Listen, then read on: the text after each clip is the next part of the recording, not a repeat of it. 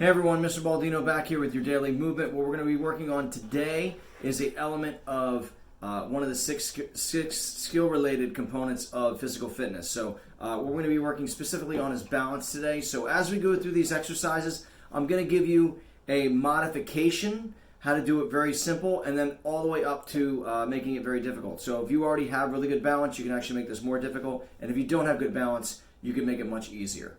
Here are your moves. The first thing we're going to be working on is just a one-leg balance, and that's the basic idea. The first thing you need to make sure you're doing is whenever you're only on one foot, you need that entire foot on the ground. The second part of it is that all the movements when you're balancing should only happen in your ankle joint. You shouldn't be using your arms and legs to keep you upright. It should only be the ankle that's moving, so you're getting tiny movements. That will help you balance much better. So what we're going to do is, if you have trouble just balancing, just do this and put your foot near the ground. So if you have to touch your toes there just to hold you, okay? If you have the ability to, what we're going to be working on is a one-leg balance with a toe touch. And then if you can do the toe touch, I'm going to give you another idea of what you can do to make it a little bit more difficult. So the first thing, pick either leg. You're going to do these on both sides. You're just going to balance. So I have my left leg on the ground here. I'm going to use my right arm, go down, touch my toe, come back up. Go down, touch my toe, come back up, okay? And again, you can do these about 10 to 12 on each side and then switch, okay? Very simple, very easy. You're not doing them fast, you're doing them slow. Now, if this is easy for you, you can take a simple towel. Don't get any good towels. Use a junk one. I have one here that has paint on it from when I've done some painting in the house. And you can roll this up. And you're going to put your foot on the actual towel. This gives you an unstable surface, okay?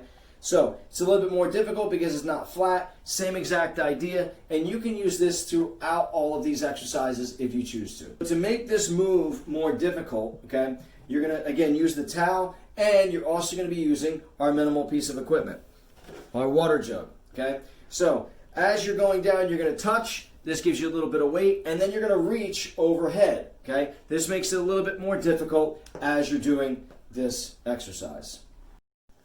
For this next exercise, it's again obviously going to be one leg balance, but this is going to be where you're reaching, but it's not going to be overhead, it's going to be forward, okay?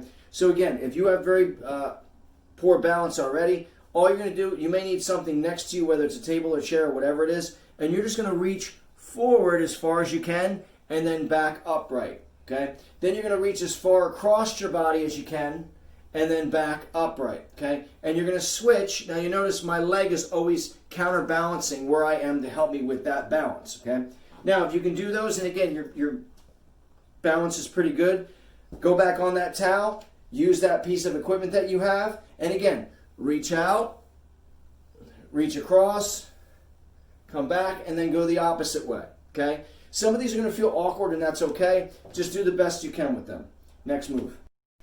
So this move, it's not really that difficult, but when you change one little thing, it makes it much more difficult. So this is a 1-inch, one-leg balance. Now, let's say you have really good balance, okay? The idea behind this one that you're going to be doing is you're going to keep your foot literally 1 inch off the ground, the leg that you're balancing on.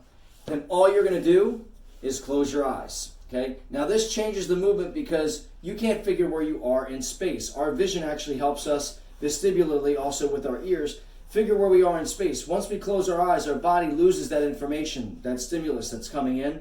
So our brain, without knowing where things are, has to figure it out. So you're going to feel way more activation with balance doing this with your eyes closed than you would if your eyes were open. Again, you're going to switch on either side. Now, if you do not have good balance on this one, please make sure that you have something close to you that you can hold on to or touch.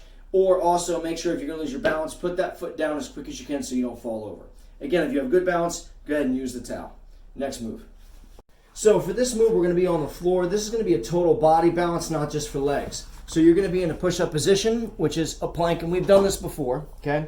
But a little bit differently. So what you're going to be doing is one arm. Now, if you're not that good at balancing, you're only going to use one arm up to start. If you do have good balance, you're going to do one arm and one leg up in the air to help you balance, okay? Your body's going to want to wobble back and forth. You have to fight that in order to stay up, okay? You can also change this if you want to go down into a regular plank position on your forearms. That's completely up to you. It'll change it a little bit. It won't be as difficult if you do want to do the modification to be on the ground. All right, last move.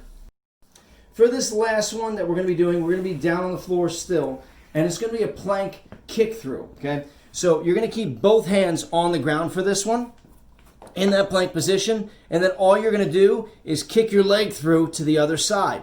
Now, there is a core component because I have to hold myself stable as I'm doing this, and if you choose to, you can also open, as you kick through, open your arm up. Now my body has to balance on two limbs, one leg and one arm, okay? That's the kick through, and you can switch as you go through to each side if you choose to, or you can do it all on one side and then switch to the other. Stop.